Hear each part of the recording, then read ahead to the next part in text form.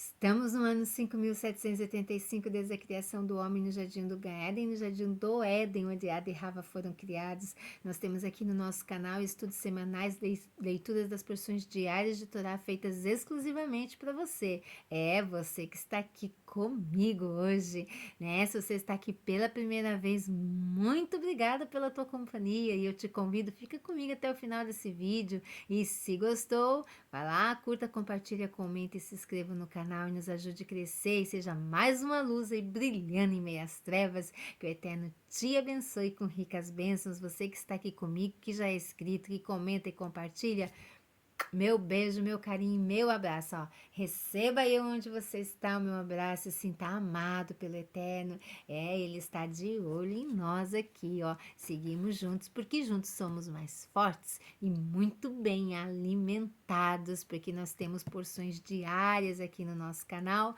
Nara Chaves aqui no Torá e Prosa. Nós estamos na 24ª Paraxá do ano de 5.785, Paraxá Vaikra, e ele chamou, né? É o tema da nossa semana, e chamou o Eterno a Moshe e falou com ele na tenda da congregação. O que o Eterno queria com Moshe? Para transmitir a nós, a nosso povo, né? O que o Eterno queria tratar ali com Moshe? Hoje nós vamos na quarta porção, que fala sobre os corbanotes, né? Os sacrifícios ali. Um Ihudim que comete um pecado contra Elohim, o rei dos reis, merece morrer. O anjo acusador no céu o incrimina perante Elohim, mas Elohim, em sua misericórdia, responde ao anjo acusador: aceitarei a morte de um animal no lugar do pecador. Quando a pessoa que pecou põe ambas as mãos sobre a cabeça do animal e diz: fiz este mais este pecado e me arrependo por isso, pensa: mereço realmente morrer por ter pecado perante Elohim. Porém, Elohim misericordiosamente aceita a morte do animal no lugar da minha. Quando o animal é abatido, pensa: mereço ser abatido. Quando o animal é queimado, ele pensa: mereço ser queimado. Quando Elohim vê como o pecador está realmente arrependido, o Eterno perdoa e aceita a morte do animal ao invés da sua morte. Quais eram os animais kasher usados para os korbanot? Nenhum animal selvagem, mesmo que seja kasher, pode ser sacrificado sobre o misbear de todos os animais. O Eterno escolheu apenas 3 tipos: o boi e vaca, ovelha e carneiro, cabra e bode. Apenas 2 tipos de pássaros são permitidos: os pombos e as rolas. Uma das razões pelas quais o Eterno escolheu apenas os animais e aves domésticas acima citados é que eles são mansos. Sabemos como um carneiro é pacífico e como um pombo é manso, embora sejam atacados, nunca eles revidam. Nossos sábios ensinam: é melhor ser insultado que insultar os outros. É melhor ser atacado que atacar os outros. Não faz parte do sistema judaico atacar os outros. Para mostrar que Elohim aprecia aqueles que são pacíficos, escolheu animais e pássaros mansos para o misbear. O que podemos aprender com os animais? Que lição é essa que nós temos para aprender? Muitos animais foram criados por Elohim com boas midotes, traços de caráter. Por isso devemos aprender a imitar o seu comportamento. Por exemplo, os gatos são asseados, as formigas são honestas e os pombos são leais. O Midrash nos conta sobre uma colônia de formigas na qual todas as formigas estavam recolhendo sementes de trigo. Uma das formigas acidentalmente deixou cair uma semente e pisou em cima. Cada formiga que passava marchando farejava a semente e podia sentir pelo cheiro que não era sua. Centenas de formigas passaram por ali, mas nenhuma delas pegou a semente que não lhe pertencia. Finalmente, a formiga que tinha deixado cair a semente voltou e a recolheu novamente. Os pombos, eles são fiéis. O macho e fêmea nunca se separam para se juntarem com um pássaro estranho. Se pensarmos a respeito, certamente acharemos mais exemplos de animais que nos ensinam bons traços de caráter ou hábitos saudáveis. Mas como é escolhidos os corbanotes? Quando um Ihudim decide oferecer uma ovelha como corban, vai até o seu cercado e olha em volta. Existem todos os tipos de ovelhas nesse redil, algumas saudáveis e fortes, algumas doentes e fracas, outras grandes e ainda algumas pequenas. Qual deveria ser o crédito para a escolha do corban? Primeiro, a pessoa deveria examinar o animal para assegurar-se de que não possui nenhum defeito físico, pois neste caso não seria aceito para o corban, e depois procurar o animal que lhe parecesse o melhor entre todos. Esta é a forma de servir a Elohims. O mesmo raciocínio se aplica ao cumprirmos qualquer mitzvah da Torá. Os 5 diferentes tipos de korbanot. Olar, oferece queimada. Oferenda queimada. Minhá, oferenda de farinha. Shelamim, oferenda de paz. Hatat, oferenda pelo pecado. Asham, oferenda pela transgressão. Os primeiros três tipos de corbanotes podem ser traduzidos por um Ihudim por sua própria vontade, como um presente de Elohims. Os 2 últimos tipos de korbanot devem ser oferecidos por um Ihudim apenas após cometer um pecado. O Eterno fica especialmente satisfeito com os corbanotes que são oferecidas livremente, não por causa de um pecado. O sacrifício de Olá. Um sacrifício de animal é, sem dúvida, muito mais dispendioso que o de uma ave. Se o Ihudim deseja doar um olá a Elohims, mas não pode se dar ao luxo de comprar ou de abrir mão de um animal, pode ao invés disso doar uma das aves kasher, um pombo, uma rola. O Eterno ordenou que as aves deveriam ser queimadas sobre os misberrar, ainda que com as penas. Não devem ser despenadas. Você alguma vez já sentiu o cheiro de penas queimadas? Responde aí para mim se você já sentiu. Eu já. Eu não gostei. Né? Não é um cheiro agradável, não. Responde aí se tu gostou ou não. Ou se já sentiu o cheiro de penas queimadas. Sobre o misberrar ainda com penas. Não devem ser despenadas. O odor é tão desagradável que a pessoa tem vontade de sair correndo. Então, por que Elohim ordena que as aves sejam queimadas sobre o misberrar desta forma? Se ela tem um cheiro tão desagradável, por que o Eterno ordenou que queimasse? Porque se a ave fosse oferecida sobre o misberrar sem as penas, pareceria muito pequena e sem importância. Uma pessoa que traz uma ave para a corban geralmente é pobre. O Eterno queria que o corban do homem pobre parecesse tão grande e valioso quanto possível. Para Elohim, o corban do homem pobre é tão precioso quanto a oferenda dispendiosa de um homem de posses. De fato, a Torá chama o cheiro da oferenda de ave um odor agradável, mesmo se for repulsivo. Para demonstrar o quão feliz o Eterno se sente com ela, os nossos sábios ensinam. Não é importante a Elohims se uma pessoa é capaz de oferecer um corban caro ou barato. O que ele deseja é que a pessoa traga o corban Lechem Shamayim por amor a Elohims. E a Minhá, a oferenda de farinha. O Eterno diz, um judeu que é rico deveria oferecer um animal como um sacrifício de olá. A aquele que não possa adquirir um animal pode oferecer um pássaro. E um Ihudim que é tão pobre que não possa doar um pássaro pode no lugar deste trazer óleo e farinha ao Beit HaMikdash. Parte da massa feita com esses ingredientes será queimada sobre o misberrar. A oferenda de farinha era chamada minhá. A palavra minhá significa um presente.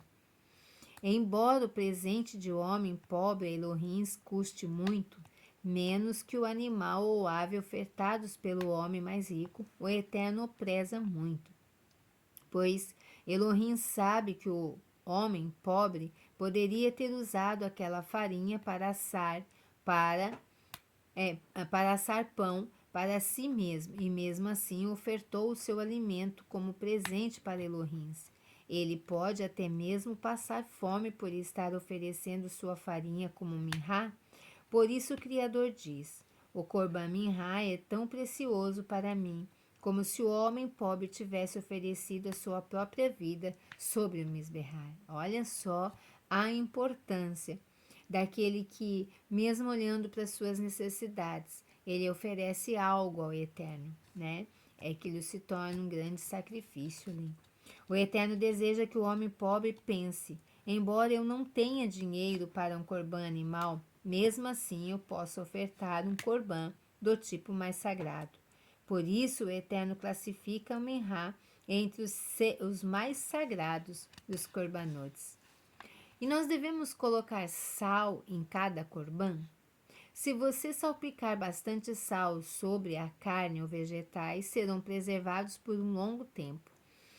Sal nunca se estraga. O Eterno nos ordenou colocar sal sobre nossos corbanotes para mostrar que os corbanotes são um pacto permanente entre Elohim e Bene Israel. Mesmo agora, quando não temos mais um tempo sagrado e não podemos oferecer corbanote, o Eterno perdoa os nossos pecados através de nosso estudo sobre as leis dos corbanotes. E quando o terceiro Beit HaMikdash for construído, novamente oferecemos os sacrifícios. O que fazemos hoje em dia para nos lembrar da mitzvah de salgar os korbanot? Colocamos o sal sobre a mesa quando fazemos uma refeição, porque a nossa mesa é semelhante a um misberrar. O Midrash acrescenta outra razão para salgar os corbanotes. No segundo dia da criação, o Eterno dividiu as águas. A água, parte delas, ordenou: fiquem no céu, e a outra parte ele ordenou: fiquem na terra. As águas na terra reclamaram: preferimos ficar no céu perto de ti. O Eterno então, Elohim, consolou as águas da terra. Usarei as águas da terra para o meu serviço no Beit HaMikdash. O sal retirado do mar deve ser salpicado sobre todos os corbanotes. E o Shelamim é a oferta da paz, oferenda da paz. Até agora discutimos dois tipos de corbanote, o Olá e o Minhá. Em seguida, a Torá explica as leis do Corban Shelamim, que é a oferenda de paz. Quando um Rudim oferece um Shelamim, quando que um Rudim oferece um Shelamim? Quando está feliz e deseja comer carne com a família e os amigos, mas também quer tornar a sua refeição sagrada ao compartilhá-la com Elohim e com seus Kohanim. Se alguém oferece um olá ou um minhá, não tem permissão de comer nenhuma parte do corban. Então pode desejar oferecer um boi ou uma vaca, um carneiro, uma ovelha ou ainda uma cabra como um corban shelamim. Uma das razões pelas quais este corban é chamado shelamim é que traz shalom, traz paz a todos os que estão envolvidos nele. O dono compartilhou a sua felicidade com o Kohanim, e ele e sua família consomem a maior parte. Como é devido, por todos, faz com que todos eles vivam em paz e amizade entre si. O Midrash nos conta milagres em conexão com os korbanot. Nossos sábios nos dizem que havia 10 milagres surpreendentes que costumavam acontecer no Beit HaMikdash. Aqui estão 2 deles. Nossos sábios nos dizem que havia 10 milagres surpreendentes que costumavam acontecer no Beit HaMikdash, e aqui estão 2 deles. A carne do korbanot nem sempre era queimada ou comida prontamente. Às vezes havia tantos sacrifícios rolãs prontos para serem queimados sobre o misberrar, que partes dos corbanotes esperavam a sua vez sobre o misberrar, até que fossem queimados. O misberrar ficava em um pátio aberto, sem telhado. Geralmente carne crua, que é deixada ao ar livre, especialmente em dias quentes, começa a apodrecer. Mas isso nunca aconteceu com os corbanotes. Os pedaços da carne sobre o misbear sempre permaneciam frescos. A mesma coisa acontecia com os corbanotes, como o shelamim, que o dono tinha permissão de comer 2 dias após abatê-los. Uma família que pretendesse comer a carne shelamim apenas no segundo dia após abater o corban não precisava se preocupar como a carne fosse se estragar. Ela sempre ficava fresca até que comessem. Um outro milagre era a ausência de moscas na parte da Azará, onde o corbanote eram enxaguados após o abate. Normalmente, sangue e carne atraem moscas aos milhares, mas a Kedushá, a santidade de um corban, era tão especial que nem sequer uma única mosca jamais tocou a carne após o abate. A Torá nos relata que o Eterno fica satisfeito com o odor agradável dos corbanotes, mas obviamente o Eterno não precisa do prazer de nossos corbanotes. Então, o que o Eterno aprecia? O fato de poder abençoar-nos quando fazemos a avodá, que é o serviço. Quais as bênçãos que vêm ao mundo por causa dos corbanotes? Existem grandes bênçãos que vêm por causa dos sacrifícios feitos. Cada tipo de planta ou animal oferecido sob o misbear traz uma bênção às plantas ou aos animais daquela espécie, por causa das oferendas de minhá e as outras oferendas de trigo trazidas ao misbear. Fazendeiros judeus costumavam plantar apenas um pouco de trigo e, mesmo assim, tinham colheitas abundantes. Porém, após o Beit HaMikdash ser destruído e oferendas não mais serem trazidas ao Misbear, em um ano, quando o Eterno estava desgostoso com o povo judeu, um fazendeiro colheria ainda menos do que havia plantado. As azeitonas e uvas eram de tamanho gigante, porque azeite e vinho eram usados no Beit HaMikdash. Enquanto o Beit HaMikdash existia, os animais nas fazendas costumavam aumentar por causa dos sacrifícios diários de animais oferecidos no Misbear. Quando os corbanotes cessaram, os animais não mais se reproduziram da mesma forma, com a mesma velocidade. Olha só quantas bênçãos. A bênção da multiplicação, a bênção da fartura repousava, nos sacrifícios que eram feitos diariamente, e os corbanotes que eram oferecidos. Então a gente tira daqui muitas lições para a nossa vida. Como é bom obedecermos ao Eterno, como é bom nós temos a instrução do Eterno e temos este tipo de conhecimento verdadeiro e real para as nossas vidas. Que aí segue a nossa vida muito abençoada pelo Eterno. Que o Eterno te visite, te abençoe, te agracie com ricas bênçãos, que continue a falar o teu coração. E se você está gostando, pela primeira vez está aqui comigo, ficou ao final, muito obrigada pela tua companhia. Se você gostou, vai lá, se inscreva no canal, compartilha, curta e comenta. Você que já é inscrito, muito obrigada por estar aqui comigo, pois estamos aqui todos os dias, juntos somos mais fortes. Que o Eterno te abençoe e te agracie de ricas bênçãos, Lehitraot. Até a próxima.